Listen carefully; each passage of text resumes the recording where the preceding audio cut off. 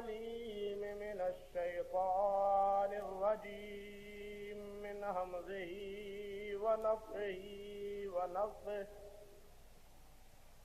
بسم الله الرحمن الرحيم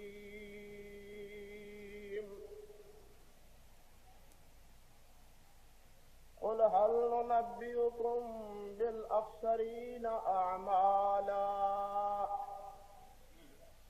الذين ضل سعيهم في الحياة الدنيا وهم يحسبون أنهم يحسنون صنعا أولئك الذين كفروا بآيات ربهم ولقائه فحبطت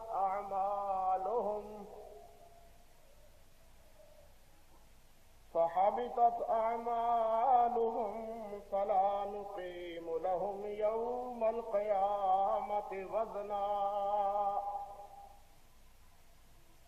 ذلك جزاؤهم جهنم بما كفروا واتخذوا آياتي ورسلي هزوا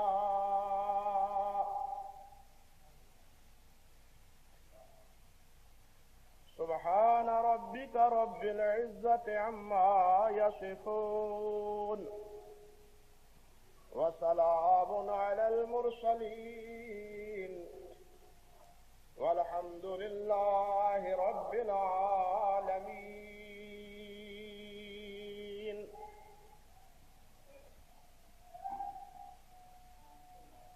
واجب الاحترام بزرگوں، عزیز بھائیوں اور میری قابل صد احترام ماں اور بہنوں،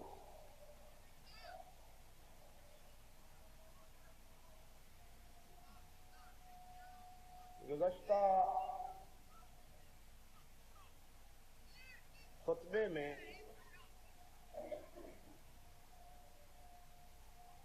یہ بات آپ سے عرض کر رہا تھا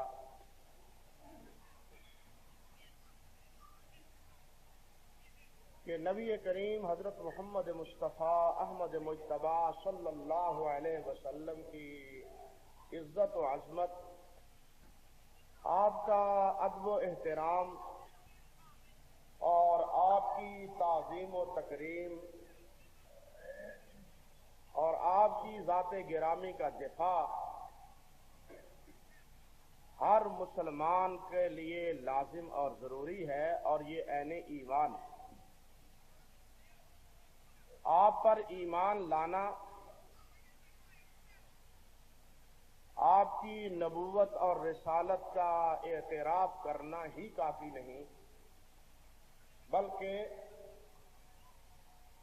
ایمان لانے کے جو بقیہ تقاضے ہیں ان کو پورا کرنا بھی ایمان کا لازمی حصہ ہے۔ اور انہی تقاضوں میں ایک تقاضا یہ بھی ہے کہ آپ کی تعظیم اور آپ کی توقیر کی جائے اور آپ کا دفاع کیا جائے، آپ کی ذات کا بھی اور آپ کی عزت و ناموس کا بھی۔ اور یہ حقیقت ہے کہ مسلمان وہ جس قدر کوتاہیوں میں، نافرمانیوں میں اور بے پرواہیوں میں الجھا ہوا ہو، مگر آپ کی ذات گرامی کے حوالے سے اس کا تعلق ایک جذباتی حیثیت بھی رکھتا ہے۔ اور اسی حقیقت کا تقاضا ہے جو آپ میڈیا میں اور اخبارات میں دیکھ رہے ہیں کہ پورا عالم اسلام اس وقت سراپا احتجاج بنا ہوا ہے۔ ڈنمارک، ناروے اور دوسرے ان یورپی ممالک کے خلاف جن بد نصیبوں نے نبی اکرم صلی اللہ علیہ وسلم کے خاکے بنا کے آپ کا مذاق اڑانے کی کوشش کی، اور یہ بات اب تو بالکل حقیقت بن کے سامنے آ چکی کہ ان ممالک میں گو حکمرانی نصارہ کی ہے، لیکن اس واقعے کے پس پردہ اور ڈنمارک میں سب سے پہلے جس اخبار نے اس کا اقدام کیا وہ یہودی اخبار تھا، اور یہود و نصارہ کی تو تاریخ بھری پڑی ہے اسی بات سے کہ انہوں نے انبیاء کرام علیہ السلام کا کس طرح مذاق اڑایا ہے اور ہر دور میں اڑایا ہے۔ یہ کوئی آج کی بات نہیں، بلکہ کہنا چاہیے کہ ان بد نصیبوں کی سرشت میں یہ بات جیسے شامل ہے کہ انبیاء کرام علیہ السلام کا مذاق اڑانا، ان کی دعوت کا مذاق اڑانا، ان کے درپے آزار ہونا اور حتیٰ کہ ان کو قتل بھی کرنا، یہ ان بد نصیبوں کی تاریخ کا حصہ رہا ہے۔ اللہ سبحانہ و تعالی نے تو واشگاف الفاظ میں یہ بات ارشاد فرمائی ہے کہ وَلَقَدْ أَرْسَلْنَا مِنْ قَبْلِكَ فِي شِيَعِ الْأَوَّلِينَ وَمَا يَأْتِيهِمْ مِنْ رَسُولٍ إِلَّا كَانُوا بِهِ يَسْتَهْزِئُونَ۔ اپنے نبی حضرت محمد رسول اللہ صلی اللہ علیہ وسلم سے رب ذوالجلال والاکرام فرماتے ہیں کہ وَلَقَدْ أَرْسَلْنَا مِنْ قَبْلِكَ فِي شِيَعِ الْأَوَّلِينَ، اے میرے نبی محمد صلی اللہ علیہ وسلم، آپ سے پہلے جتنی جماعتیں جتنے لوگ ہوئے ہیں ان میں جتنے رسولوں کو اور جتنے انبیاء کو میں نے مبعوث کیا ہے، بھیجا ہے، إِلَّا كَانُوا بِهِ يَسْتَهْزِئُونَ، مگر یہ منکرین بد نصیب ہمیشہ ان کا مذاق ہی اڑاتے رہے۔ جو بھی نبی آیا، جس نبی نے بھی آ کے اللہ کے دین کی دعوت دی ہے، ان بد نصیبوں کا وتیرہ رہا ہے کہ وہ اللہ کے نبی کا بھی مذاق اڑاتے، اللہ کی دعوت کا بھی مذاق اڑاتے۔ یہ جو آیات سورۃ الکہف کے آخری رکوع کی آپ کے سامنے تلاوت کی ہے میں نے، ان میں بھی اللہ سبحانہ و تعالی نے اس بات کا تذکرہ کیا ہے، اور وہ ذرا تھوڑا سا مختلف انداز اور اسلوب میں فرمایا قُلْ هَلْ نُنَبِّئُكُمْ بِالْأَخْسَرِينَ أَعْمَالًا الَّذِينَ ضَلَّ سَعْيُهُمْ فِي الْحَيَاةِ الدُّنْيَا وَهُمْ يَحْسَبُونَ أَنَّهُمْ يُحْسِنُونَ صُنْعًا۔ میرے نبی صلی اللہ علیہ وسلم آپ کہہ دیجئے هَلْ نُنَبِّئُكُمْ بِالْأَخْسَرِينَ أَعْمَالًا، کیا میں تمہیں ان بدنصیبوں کا تذکرہ نہ کروں، ذکر نہ کروں، ان کے اوصاف اور ان کی حالت بیان نہ کروں؟ وہ بدنصیب جو اپنے اعمال کے اعتبار سے انتہائی گھاٹے میں ہے، انتہائی خسارے میں، وہ کون ہیں؟ فرمایا الذین ضل سعیہم فی الحیاۃ الدنیا وہم یحسبون انہم یحسنون صنعا، وہ ہیں جن کی ساری تگ و دو، ساری محنت اور کاوش، ساری کوششیں اس دنیا کو سنوارنے میں لگی ہوئی ہے، دنیا کو بنانے میں، دنیا کو سمیٹنے میں، دنیا کی عیش و عشرت حاصل کرنے میں اور دنیا کا آرام پانے میں ساری تگ و دور، ساری کوشش ان کی دنیا کے حوالے سے۔ فرمایا وَهُمْ يَحْسَبُونَ أَنَّهُمْ يُحْسِنُونَ صُنْعًا، وہ یہ کردار اور عمل بھی اختیار کرتے ہیں، پھر بدنصیبی ان کی یہ ہے کہ وہ سمجھتے ہیں ہم جو کر رہے ہیں اچھا کر رہے ہیں،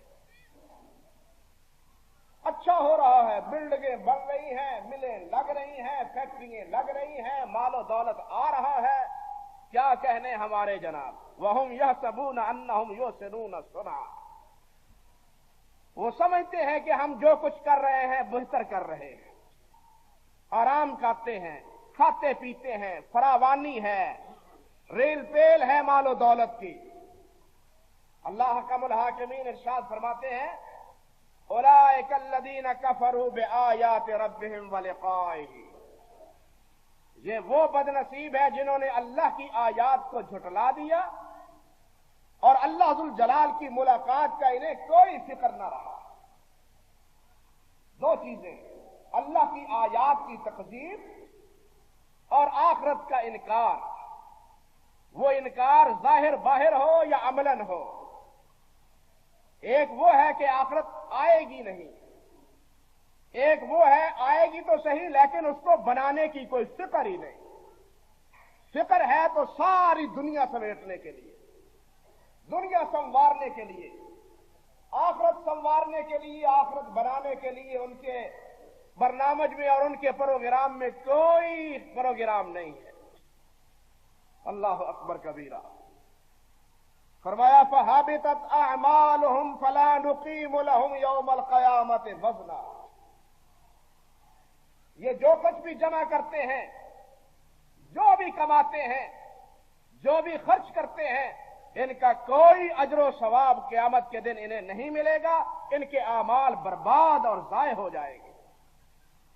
یہ اگر ویلفیئر کے کام بھی کرتے رہے، ہسپتال بھی چلاتے رہے، بھوکوں کو کھانا بھی کھلاتے رہے، تو یہ سارے کام ان کے اس جرم کی پاداش میں اللہ سبحانہ و تعالی بالکل اکارت اور برباد کر کے رکھ دیں گے۔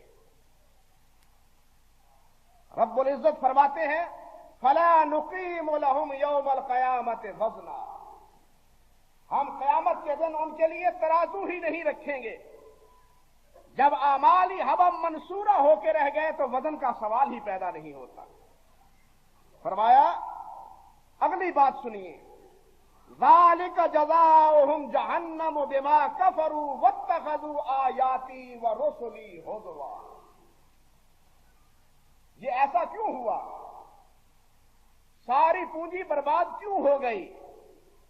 صدقے خیرات سارے کے سارے ان کا اثر زائل کیوں ہو گیا؟ ویلفیئر کے جتنے بھی کام تھے لوگوں میں، دنیا میں ہمارا ایک نام تھا، آج کوئی چیز بھی نظر نہیں آتی۔ فرمایا ذَلِكَ جَزَاؤُهُمْ جَهَنَّمُ بِمَا كَفَرُوا، آج کے دن ان کی جزا اور ان کا بدلہ جہنم ہے، جنت نہیں۔ ان کے کفر کی وجہ سے، تمرد کی وجہ سے، نافرمانی کی وجہ سے۔ فرمایا وَاتَّخَذُوا آيَاتِي وَرُسُلِي هُزُوًا، اور یہ جہنم اس لیے بھی کہ ان ظالموں نے میرے انبیاء اور میری آیات کا مذاق اڑایا، یعنی اللہ کے نبی کا مذاق، اللہ کے دین کا مذاق۔ یہ کیا ہے؟ اس کی سزا گویا کہ ارتداد کی سزا ہے۔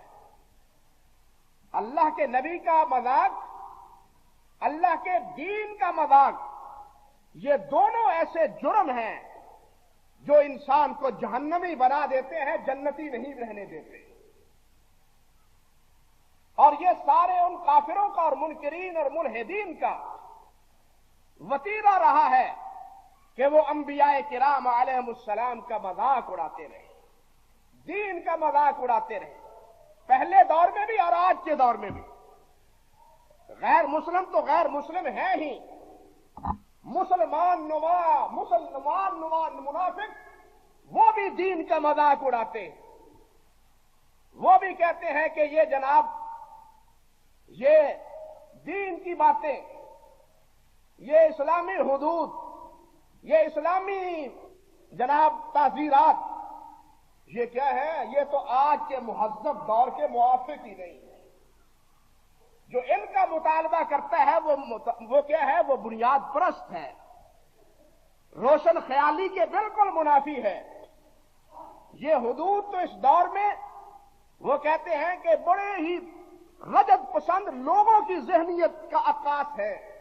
یہ لوگ رجت پسند ہیں، روشن خیال نہیں ہے۔ इनको दुनिया में जीना नहीं आता, यानी लफ्ज कुछ और बोलते हैं, उसके तहत लफ्ज मानी और मतलब वही हैं जो मुल्हिदीन के होते हैं और जो कुफार और यहूद और नसारा के हर दौर में रहे। गैर मुस्लिमों पे तो कोई शिकवा नहीं, वो तो मुसलमान ही नहीं। अफसोस तो उन पे है जो मुसलमान अपने आप को कहलाते हैं, नबी अलैहिस्सलाम का कलमा भी पढ़ते हैं और कभी कभार मुसलमानी साबित करने के लिए नमाज भी पढ़ लेते हैं कि हम मुसलमान हैं, मगर कौलो अतवार उनके वही है जो मुल्हिदीन के हैं, जो कुफार के हैं। अल्लाह अकबर कबीरा। इसलिए हमें गौर करना चाहिए, गैरों में ही नहीं हमारी अपनी सफों में बदनसीब कौन है जो इसी फिक्र की बुनियाद की बिना पे पिनपिना रहे हैं, जी रहे हैं और हमारे अंदर घुसे हुए हैं। उनसे भी चौकन्ना रहने की हमें जरूरत है। और यहूद और नसारा, उनकी तो पूरी तारीख ही अंबिया की दुश्मनी में और अंबिया के इस्तेहजा और मजाक उड़ाने से भरी हुई। आप अंदाजा करें कि बनी इसराइल पे अल्लाह दुल जलाल ने कितनी करम नवाजी फरमाई कि गुलामी की जलील तरीन जिंदगी से निकाल के मुसलमान उनको मिस्र का हुक्मरान बना दिया। लेकिन हजरत मूसा अलैहिस्सलाम, जिनके जरिए ये सारे इनामात उन्हें हासिल हुए, अल्लाह ने उन्हें अता फरमाए, लम्हा बलम्हा वक्तन फवक्तन उनको ऐसा सताते रहे कि एक मौके पे तो अल्लाह का पैगंबर कलीमुल्लाह मूसा अलैहिस्सलाम भी चिल्ला उठा और कहने लगा, या कौम लिमा तुज़ूननी वक़द तालमून अन्नी रसूलुल्लाह। और मेरी कौम, और अल्लाह से डरो और तुम जानते हो कि मैं अल्लाह का रसूल हूं, फिर भी मुझे तकलीफ देते हो। लिमा तुज़ूननी वक़द तालमून अन्नी रसूलुल्लाह, मेरे बारे में तुम जानते हो कि मैं अल्लाह का रसूल हूं, लेकिन फिर भी मुझे तकलीफ देने और परेशान करने में तुम कोई भी दकीका पीछे नहीं रहने देते। यही पैगंबर अल्लाह के हजरत मूसा अलैहिस्सलाम, उनके बारे में अल्लाह सुब्हानहू व तआला इरशाद फरमाते हैं, उनकी हर्जा सराई और उनकी बदतीनत जिंदगी, उसका आप अंदाजा कीजिए कि उनसे कहा गया, मूसा अलैहिस्सलाम ने कहा, समझाने वालों ने भी समझाया, फिरौन मर चुका है और अब उसके हवारी खत्म हो चुके हैं, चंद बचे खुचे लोग मौजूद हैं, जरा हिम्मत करो, शहर की तरफ बढ़ो, जिहाद का मुजाहरा करो। तो वो क्या कहने लगे, फज़हब अंत व रब्बुका फ़क़ातिला इन्ना हाहुना क़ाइदून। मूसा, हमसे नहीं लड़ा जाता, तू जा और तेरा रब जाए, तुम वहां जाके लड़ो, तुम्हें फतह नसीब हो जाएगी तो हम भी शहर में दाखिल हो जाएंगे। इन्ना लिल्लाहि व इन्ना इलैहि राजिऊन। अंदाजा कीजिए कितनी बदबख्त कौम है ये, कितनी बदनसीब और मलऊन कौम है ये कि अल्लाह के नबी एक दावत देते हैं और उसके जवाब में वो कहते हैं कि आप जाएं, हम जंग लड़ने के लिए और मरने के लिए तैयार नहीं हैं। मूसा अलैहिस्सलाम बिल आखिर पुकार उठे, कहने लगे, रब्बे इन्नी ला अमलिकु इल्ला नफ्सी व अखी। अल्लाह, मुझे तो अपने नफ्स पे और अपने भाई पे कंट्रोल है, ये सारे के सारे मरदूद गोया हो चुके, सब कुछ देखने के बावजूद, सब सारी नेमतों से मुतमत्ते होने के बावजूद, और लम्हा बलम्हा मौका ब मौका जनाब अल्लाह जुल जलाल की इनामात और इनायतें और नवाजशों की बारिश महसूस करने के बावजूद मेरा इनसे आज तो कोई रिश्ता ही मालूम नहीं होता। ला अमले को इल्ला नफ्सी व अखी, अल्लाह बस अब मैं हूं और मेरा भाई है। ये सारी की सारी कौम ही गोया एक किस्म की मुनहरिफ हो चुकी। मूसा अलैहिस्सलाम السلام کی موجودگی میں ان کو یہ جواب دیتی ہے ان کی قوم، جس سے آپ اندازہ کر سکتے ہیں کہ موسیٰ علیہ السلام کتنی تکلیف میں ہوں گے، کتنی پریشانی میں ہوں گے۔ اور یہی نہیں بلکہ یہ وہ بدنصیب ہیں جو نبی علیہ السلام کی دشمنی میں، آپ کی دعوت کی عداوت میں یہاں تلک کہنے لگے کہ ان اللہ فقیر ونحن اغنیاء۔ اعوذ باللہ من الشیطان الرجیم۔ نبی علیہ السلام نے فرمایا من ذا الذی یقرض اللہ قرضا حسنا، کون ہے جو اللہ کی راہ میں خرچ کرتا ہے، قرض حسنا دیتا ہے، اللہ اس کو قیامت کے دن اس کا بدلہ عطا فرمائے گا۔ کرو اللہ کی راہ میں خرچ، اللہ کے ہاتھ جمع کیا ہوا یہ قرض تمہارا ضائع نہیں ہوگا۔ اللہ وعدہ وفا کرنے والے ہیں، وعدہ نبھانے والے ہیں۔ ومن اوفا بعہدہ من اللہ، اللہ سے بڑھ کے عہد و میثاق پورا کرنے والا کون ہے؟ آؤ تو صحیح، اللہ کی راہ میں خرچ کرو تو صحیح، پھر دیکھو اللہ دنیا اور آخرت میں تمہیں کیا نوازتا ہے۔ من ذا الذی یقرض اللہ قرضا حسنا فیضاعف له اضعافا کثیرا، اللہ سبحانہ و تعالیٰ اس کو کئی گنا اجر و ثواب عطا فرمائے گا۔ ایک نہیں، دو نہیں، ان گنت کم سے کم 700 گنا اللہ ثواب عطا فرمائے گا۔ 1 روپے کا 700، گویا تم نے 700 روپے اللہ کی راہ میں خرچ کیا۔ جب یہ نبی علیہ السلام نے حکم سنایا تو یہ بدتینت کہنے لگے ان اللہ فقیر ونحن اغنیاء، کوئی اللہ ہم سے قرضہ مانگتا ہے، اللہ گویا فقیر ہو گیا۔ معاذ اللہ ثم استغفر اللہ۔ یعنی ان کے تمرد کی اور ان کی جسارتوں کی انتہا دیکھیے کہ ان کی لب کشائی اور ان کی دریدہ دہنی وہ انبیاء کرام علیہم السلام تک ہی محفوظ نہیں رہتی، بلکہ رب ذوالجلال کو بھی وہ مورد الزام ٹھہرانے سے انہوں نے اجتناب نہ کیا۔ اور یہ بات آپ خوب اچھی طرح سمجھ لیں کہ اللہ کے انبیاء کو ستانا، اللہ کے دین کو ستانا اور دین کا مذاق اڑانا، اللہ والوں کو ستانا، یہ گویا اللہ ذوالجلال ہی کو ستانا ہے، یہ گویا اللہ ذوالجلال ہی کو ستانا ہے۔ آپ پہلا پارہ پڑھیں نا، باقی بات کے دلائل تو تفصیل قرآن مجید میں موجود، پہلے پارے کے دوسرے رکوع کو پڑھیں۔ اللہ کیا فرماتے ہیں؟ یخادعون اللہ، یخادعون اللہ، یہ منافق اللہ کو دھوکہ دیتے ہیں۔ ذرا سوچو، اللہ کو کوئی دھوکہ دے سکتا ہے؟ کوئی اللہ کو کوئی دھوکہ دے سکتا ہے؟ وہ دھوکہ دیتے تھے تو محمد مصطفیٰ کے ساتھیوں کو دیتے تھے یا محمد مصطفیٰ کو دینا چاہتے تھے صلی اللہ علیہ وسلم؟ صحابہ کرام کو، نبی علیہ السلام کو، جی ہم ہیں تو مسلمان، ہم بھی کلمہ گو ہیں، ہم بھی آپ کے پیچھے نمازیں پڑھنے والے ہیں، بڑی چرب زبانی سے اپنے آپ کو مسلمان ثابت کرنے کی کوشش کرتے ہیں، لیکن میرا رب فرماتا ہے یخادعون اللہ، یہ لوگ نبی اور میرے نبی کے پیروکاروں کو ہی نہیں بلکہ حقیقتاً اللہ کو دھوکہ دیتے ہیں۔ نبی کے بارے میں، نبی کے پیروکار کے بارے میں دھوکے کا تصور گویا کہ اللہ سبحانہ و تعالیٰ کو دھوکہ دینا ہے۔ نبی علیہ السلام کی توہین گویا رب ذوالجلال والاکرام کی توہین ہے۔ نبی کا انکار گویا اللہ وحدہ لا شریک کا انکار ہے۔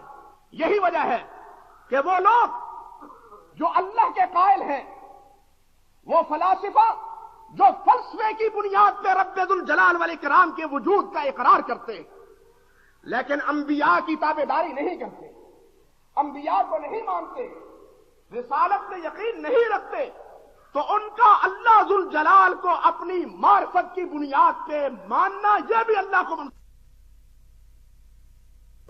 رسالت میں یقین نہیں رکھتے تو ان کا اللہ ذوالجلال کو اپنی معرفت کی بنیاد پہ ماننا یہ بھی اللہ کو منظور نہیں، یہ بھی اللہ کو قبول نہیں ہے۔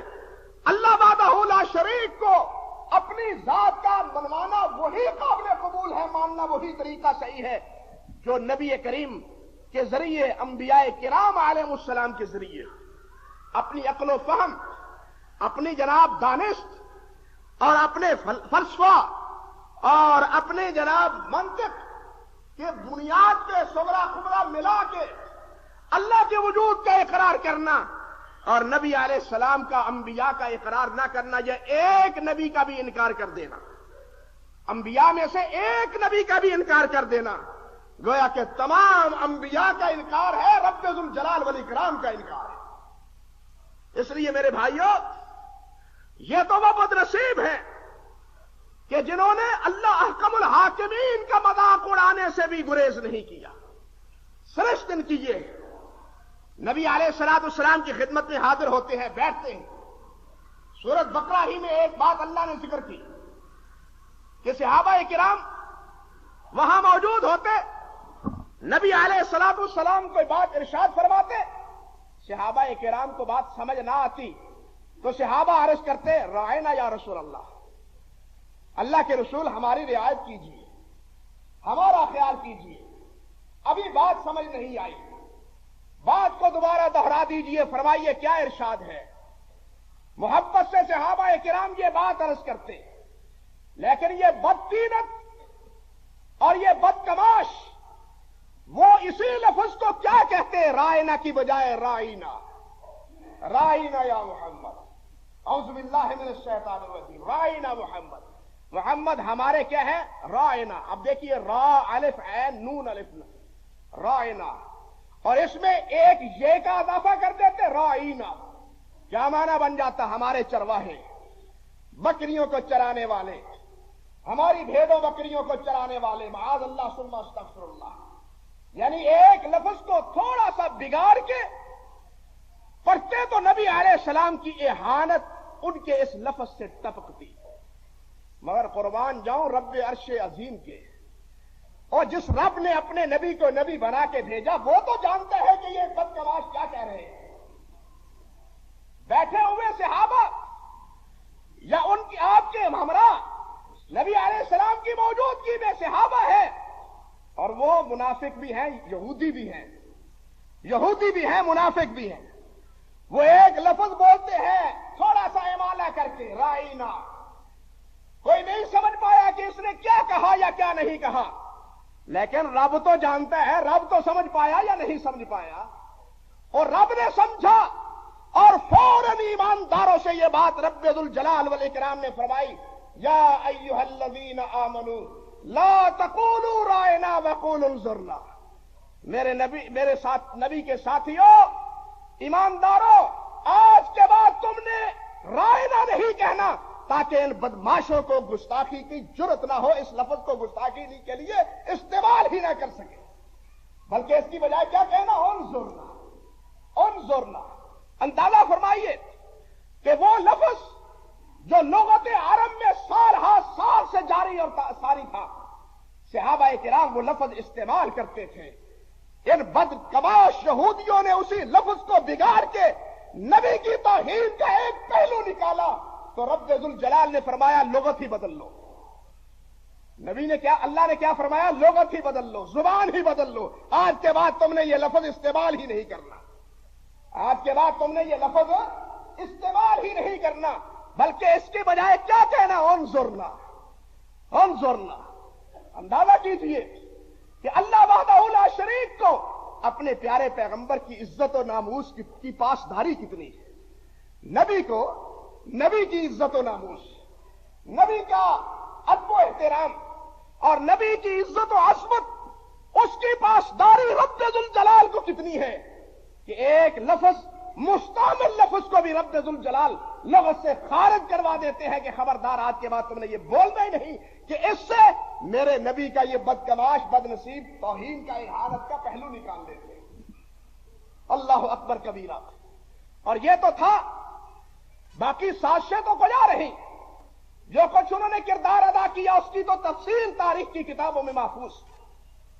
اللہ احکم الحاکمین فرماتے ہیں کہ یہ سب کچھ کرنے کے باوجود قد بدت البغضاء من افواہہم وما تخفی صدورہم اکبر، اے اے میرے نبی صلی اللہ علیہ وسلم، ان کی عداوت، ان کا بغض، ان کا حسد، ان کا کینہ ان کی زبانوں سے لمحہ بلمحہ ٹپکتا رہتا ہے۔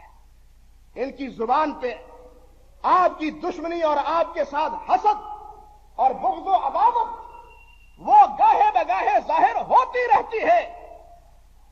یہ تو ہے ان کی زبان، مگر وما تخفی صدورہم اکبر، جو ان کے سینے میں ملال ہے وہ تو بہت خطرناک ہے، وہ بہت خطرناک ہے۔ جو منصوبے ہیں، جو پروگرام ہے، وہ بڑا ہی خطرناک ہے۔ وہ کیا ہے؟ رب ذوالجلال والاکرام نے اس سے بھی آگاہ فرمایا۔ اللہ فرماتے ہیں لن ترضى عنك اليهود ولا النصارى حتى تتبع ملتهم، کہ اے میرے نبی آپ جو چاہے کریں، جو چاہے کریں، مگر یہ اپنی حرکتوں سے، اپنی کمینگی سے باز نہیں آئیں گے۔ اللہ فرماتے ہیں لن ترضى عنك اليهود ولا النصارى، ہرگز یہ آپ سے راضی نہیں ہوں گے کہ آج محمد نے یہ کہہ دیا صلی اللہ علیہ وسلم، آج عیسیٰ علیہ السلام کی عظمت کا اظہار ہوا، آج موسیٰ علیہ السلام کی عظمت کا اظہار ہوا، آج بنی اسرائیل کے مناقب اور محامد اللہ کے نبی نے محمد نے بیان کیے۔ قرآن مجید میں ساری تفصیلات موجود ہیں۔ فرمایا جو کچھ بھی آپ کر لیں ان کے دلوں کا بغض نہیں دور ہوگا، یہ دور ہوگا تو اس وقت حتی تتبع ملتہم، آپ اسلام کو خیر بات کہہ کے یہودی بن جائیں یا عیسائی بن جائیں، پھر راضی ہوں گے، ورنہ یہ آپ سے راضی ہوں گے نہیں، راضی ہوں گے، آپ سے بالکل خوش نہیں ہوں گے۔ آپ اگرچہ یہ تو نبی علیہ السلام اور صحابہ کی بات چھوڑو، آج کے دور میں بھی نام نہاد مسلمان، بلکہ وہ علاقے بھی جہاں جن لوگوں نے سوائے کلمے کے اسلام کی کوئی بات سنی ہی نہیں، یہ بوسینیا اور یہ اس کے مضافات کا پورا علاقہ جو آج سے 3-4 سال پہلے مقتل بنا ہوا تھا، ان کا جرم کیا تھا؟ وہ کیا قرآن پڑھے ہوئے تھے، جہاد کر رہے تھے، ان کے مقابلے میں تھے؟ نہیں، صرف ایک بات تھی کہ انہوں نے عیسائیت کو چھوڑ کے، یہودیت کو چھوڑ کے لا الہ الا اللہ محمد رسول اللہ کا اقرار کیا۔ بس اسی جرم کی پاداش میں ان کو گاجر مولی کی طرح کاٹ کے ڈھیر کر دیا۔ قصور یہ تھا۔ کیوں ہوئے ہو مسلمان؟ اللہ فرماتے ہیں وَلَن تَرْضَىٰ عَنكَ الْيَهُودُ وَلَا النَّصَارَىٰ حَتَّىٰ تَتَّبِعَ مِلَّتَهُمْ، مسلمانوں تم شکلیں بدل لو، لباس بدل لو، وضاقتہ بدل لو، ان کے کہنے پہ اپنی تعلیم کا سبزہ ناش کر لو، اور جہاد کو تم دہشت گردی کہہ دو، اور اسلام پہ پختہ رہنے کو تم بنیاد پرستی اور روشن خیالی کے خلاف اور بنیاد پرستی کا تانا دے لو، یہ سب کچھ جو بھی کر لو وہ تم سے راضی نہیں ہوں گے، نہیں راضی ہوں گے۔ اللہ کی بات تو سچی ہے نا، وہ تو غلط نہیں ہو سکتی۔ جو بھی چاہو ان کے بوٹوں کے تلوے وہ بھی چاٹ لو، شرم نہیں آتی۔ یہ پاکستان کا صدر بنا ہوا ہے جو پاکستان میں بیٹھ کے پاکستان زندہ باد اور امریکہ زندہ باد کا نعرہ لگاتا ہے، ڈوب مرنے کا مقام ہے اس کے لیے۔ پاکستان میں تقریر کرتا ہے اور یہاں بھی کہتا ہے پاکستان زندہ باد اور امریکہ زندہ باد۔ انا للہ و انا الیہ راجعون۔ ان کے دل و دماغ سے یہود و نصارہ کا تصور نکلتا ہی نہیں، جبکہ مسلمانوں کو اللہ سبحانہ و تعالی نے، نبی کریم حضرت محمد رسول اللہ نے صلی اللہ علیہ وسلم ایک امت مسلمانوں کو بنایا ہے، اور تمہیں ایک امت بنایا۔ یہود و نصارہ کے بعد ان کے مقام پہ امت محمدیہ کو کھڑا کیا صلی اللہ علیہ وسلم۔ اب آپ کی ذمہ داری ہے کہ آپ مقتدا بنے اور کائنات تمہاری ابتدا کرے۔ اب چاہیے تو یہ تھا کہ مسلمان مقتدا بنتا اور تمام غیر مسلم وہ مسلمان کی ابتدا کرتا۔ کیوں؟ یہ پہلی قوموں کے منصب پہ آیا ہے۔ کنتم خیر امت اخرجت للناس تأمرون بالمعروف وتنہون عن المنکر کی قائم مقام تمہیں ہم نے کھڑا کیا ہے، تم لوگوں کی رہنمائی کے لیے، ان کی ہدایت کے لیے، ان کی جناب امامت کے لیے اب اللہ ذوالجلال نے تمہیں منتخب کیا ہے۔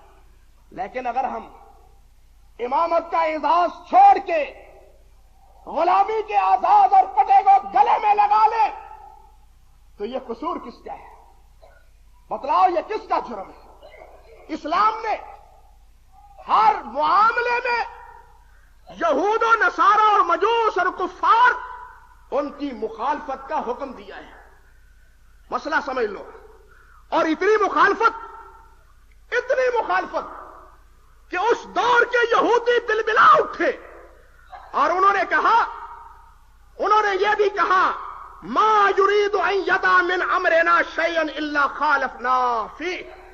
اللہ اکبر کبیرہ۔ مسلمانوں ذرا سبق سیکھو، اللہ کے لیے سبق۔ یہودیوں نے کیا کہا؟ ما یرید ان یدع من امرنا شیئا الا خالفنا فیہ۔ جزیات پھر کبھی، خلاصے کے طور پہ ان کا اپنا اعتراف یہ ہے، کیا کریں؟ وہ ہر مسئلے میں محمد ہماری مخالفت کرتا ہے صلی اللہ علیہ وسلم۔ اور بات سمجھے، ما یرید ان یدع من امرنا شیئا الا خالفنا فیہ۔ کوئی مسئلہ نہیں، کوئی بات نہیں، ہر مسئلے میں، ہر بات میں ہماری مخالفت محمد کرتے ہیں صلی اللہ علیہ وسلم۔ ہماری مخالفت، یہاں تک روزہ رکھتے ہیں تو اس میں بھی ہماری مخالفت، نماز پڑھتے ہیں تو ان میں بھی ہماری مخالفت، نماز کے اوقات رکھتے ہیں تو ان میں بھی ہماری مخالفت۔ کوئی موقع ایسا رہنے ہی نہیں دیتے جن میں جناب یہ ہمارے اور ان میں کوئی موافقت چلے۔ وہ کہتے ہیں نہیں، تم علیحدہ ملت ہو، یہود و نصارہ ہنود علیحدہ ملت ہے۔ اور آج بھی دو قومی نظریے کا بیڑا غرق کیا جا رہا ہے۔ اور اس حقیقت کو تو یہودیوں نے مانا تھا کہ مسلمان ایک قوم ہے، ہم دوسری قوم ہیں، لیکن افسوس اس دور کے غیر مسلم اس حقیقت کو مانتے تھے۔ آج مسلمان اپنے سبق کو خود چھوڑ چکا ہے۔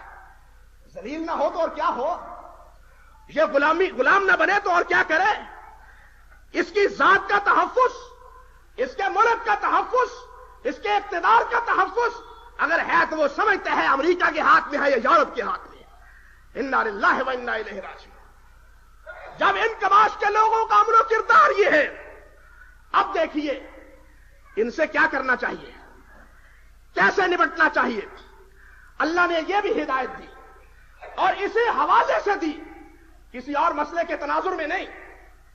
اللہ رب العزت فرماتے ہیں یا ایھا الذین آمنوا، ایمان والو، لا تتخذوا الذین اتخذوا دینکم ہزوا ولعبا من الذین اوتوا الکتاب من قبلکم والکفار اولیاء۔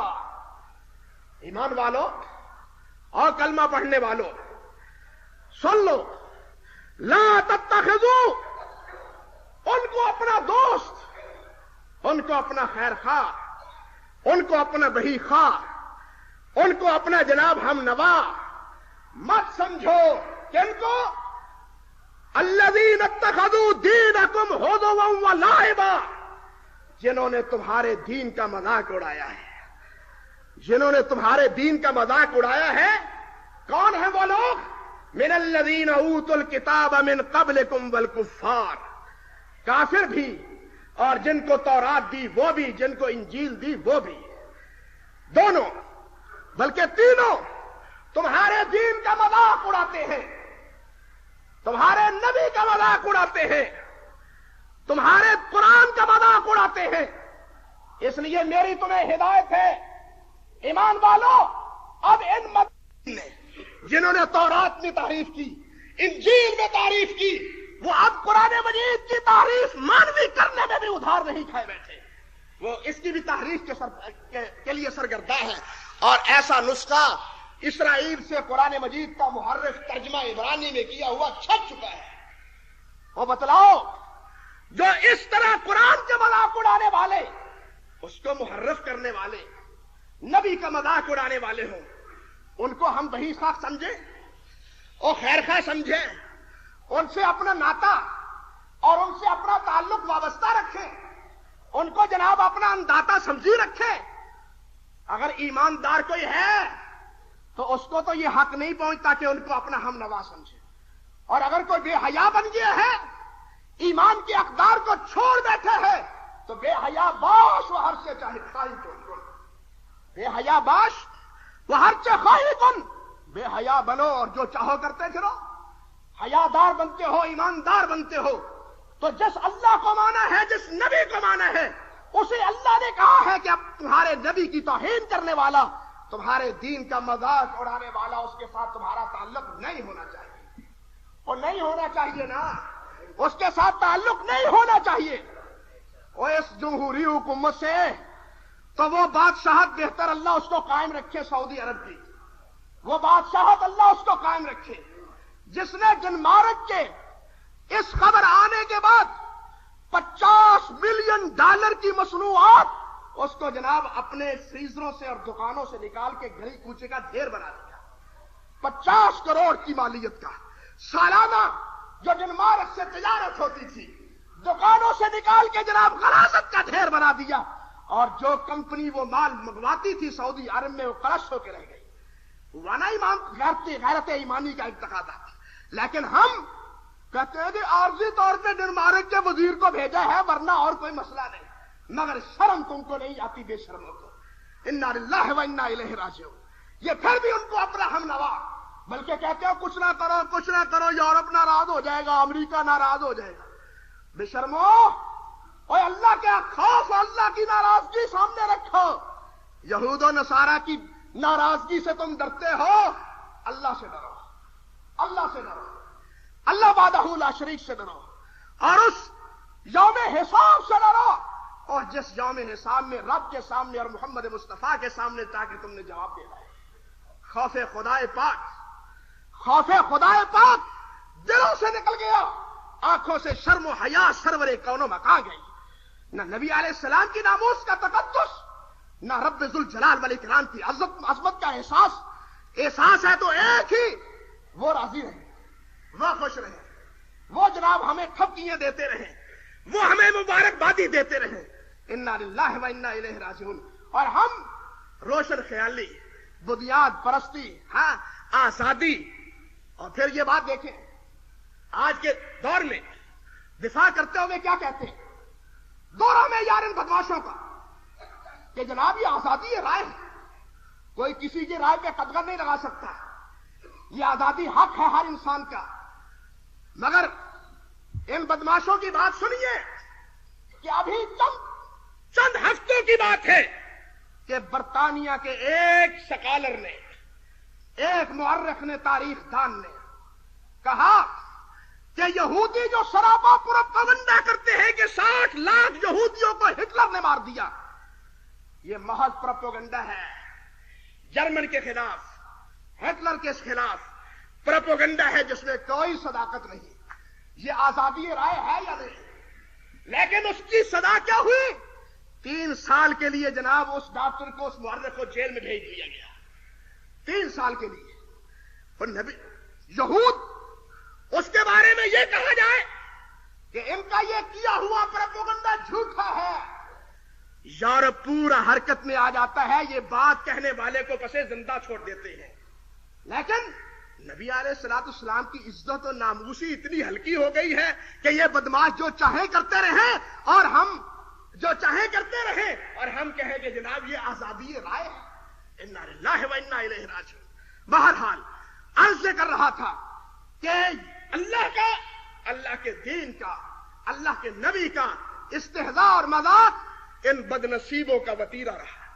لیکن ایک آخری بات, وقت بہت ہو چکا, مجھے گھڑی سامنے نظر آتی, لیکن ایک آخری بات مجھے بتلاؤ کہ یہ احتجاج اور یہ جلوس اور یہ کہنا چاہیے کہ آپ کی ہڑتالیں کیا رخ بدل دیتی ہیں؟ مقصد کا رخ بدل دیں گی؟ مقصد تک پہنچ پاؤ گے؟ میرا انکار نہیں, یہ جذبات کا ایک تقاضا ہے اور یہ ہونا چاہیے. جذبات کا اظہار ہے اور ایک یہ تقاضا ہونا چاہیے. لیکن جو بات میں عرض کرنی چاہتا ہوں وہ یہ, او بھائیو, اگر اس طرح تم ان کے خلاف اپنی نفرت کا اظہار کرتے ہو تو ان کے کلچر کا، ان کی نام نہاد تہذیب کا، ان کی وضاقتہ کا، ان کے طور اطوار کا، اور وہ بھی بائیکاٹ کرو، اس کے خلاف بھی احتجاج کرو نا۔ بات سمجھے یا نہیں سمجھے؟ اور اقبال نے تو کہا تھا وضع میں تم ہو نصارہ تو تمدن میں ہنود۔ یہ وہ مسلمان ہیں جنہیں دیکھ کے شرمائیں یہود۔ ہم اپنا طور طریقہ، اپنی وضاقتہ، اپنا لباس اور اپنی شکل، یہ ساری کی ساری ان ملعونوں کی طرح بنا لیں اور گلی کوچوں میں احتجاج کرتے رہیں۔ کیا نتیجہ نکلے گا؟ نتیجہ تب نکلے گا جب جناب ان کے کلچر کو خیر بات کہیں۔ ہم نہیں مانتے، تمہاری اشیاء کا ہی بائیکاٹ نہیں، اور تمہاری تہذیب کا بھی بائیکاٹ ہے، تمہارے طور اطوار کا بھی بائیکاٹ ہے۔ ہم محمد مصطفیٰ کے غلام ہیں اور آپ کی ملت کے پیروکار ہیں۔ ہم تمہاری کسی بات کو اور کسی طور اطوار کو قبول کرنے اور ماننے کے لیے تیار نہیں ہیں۔ جب تک یہ جذبہ پیدا نہ ہو اس وقت تک یہ امت ایز اے امت پنپنا نہیں سکتی۔ اب یہ امت ایز اے امت لوگوں میں شناسا نہیں ہو سکتی۔ ایک غیر ملک میں جا کے، یورپ میں جا کے، ایک مسلمان وہی لباس پہنتا ہے، وہی شکل رکھتا ہے جو غیر مسلموں کی، یہود و نصارہ کی ہے۔ کیا پتا چلتا ہے یہ مسلمان ہے یا یہودی ہے یا عیسائی؟ لطف تو تب ہے کہ یہ وہاں جائے اور پتا چلے کہ یہ مسلمان ہے۔ اس نے اب ہم کو چھوڑ دیا ہے، اس نے ہم کو چھوڑ دیا ہے۔ میں آپ سے ایک بات عرض کروں، بہت بات ہو چکی، لیکن ایک بات کیے بغیر بھی چارہ نہیں۔ سورۃ مائدہ پڑھیے، جہاں اللہ ذوالجلال والاکرام نے حلت و حرمت کے مسائل بیان کیے ہیں۔ یہ آیت گو حجۃ الوداع کے موقع پہ نازل ہوئی، مگر نبی علیہ السلام نے اس کو ایڈجسٹ کہاں کروایا، رکھوایا کہاں؟ جہاں حلت و حرمت کے مسائل ہیں۔ ان مسائل کو بیان کرنے کے بعد پھر اللہ فرماتے ہیں الیوم یئس الذین کفروا من دینکم، کہ آج کے دن یہ کفار تم سے بالکل مایوس ہو گئے۔ کیا مطلب؟ سابقہ تناظر میں، سابقہ آیت کے مفہوم میں کیا ہے؟ پس منظر اس کے شان نزول کا ٹھیک، لیکن نبی علیہ السلام نے اس آیت کو اس ماحول اور اس موقع پہ کیوں لکھوایا کہ یہ آخری حج کے ایام میں آنے والی آیت جناب 7 ہجری میں اترنے والی سورۃ مائدہ میں یہاں فٹ کر دو؟ یہ کیوں ہوا؟ ذرا غور کیجئے کہ حلت و حرمت کے مسائل، یہ کھانا ہے، یہ نہیں کھانا، کافر یہ کھاتے ہیں، ہم نہیں کھائیں گے، وہ ایسا کرتے ہیں، ہم نہیں کریں گے، اور یہ معاشرتی گویا کہ ایک حد بندی تھی۔ اور بات سمجھے یا نہیں؟ یہ معاشرتی ایک حد بندی تھی، اور اس حد بندی کے بعد وہ مایوس ہو گئے کہ اب ہمارا ان کے ساتھ نبھا مشکل ہے۔ الیوم یئس الذین کفروا، آج کے دن تم سے یہ لوگ بالکل مایوس ہو گئے کہ انہوں نے تو حدیں ڈال دی ہیں۔ آج بھی جب تک یہ حد نہیں ڈالو گے یہ یہود و نصارہ تمہارا پیچھا نہیں چھوڑیں گے۔ وآخر دعوانا الحمدللہ رب العالمین۔